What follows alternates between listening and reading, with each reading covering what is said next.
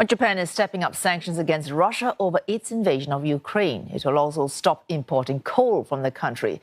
And in a rare move, it's expelling 8 Russian diplomats and trade representatives. Michi Ishida tells us more. Japan heavily depends on fossil fuels, so it's a big step for Prime Minister Fumio Kishida when he said Japan will stop importing coal from Russia.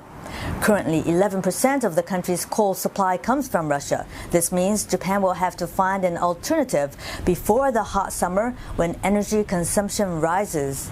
Mr. Kishida also decided to freeze assets of Russia's major banks. In all, he said, assets of 550 individuals and 40 organizations will be frozen.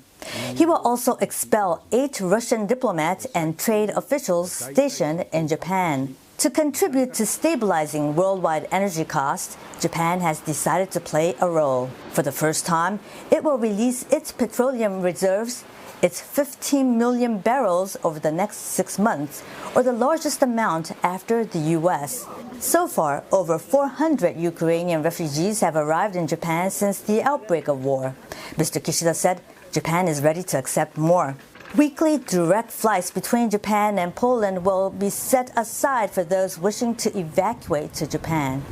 It's a rare move by Japan, which in 2020 accepted only 47 refugees. Mr. Kishida is taking on huge political risks by condemning Russia for its atrocity and further committing the country's support for Ukraine.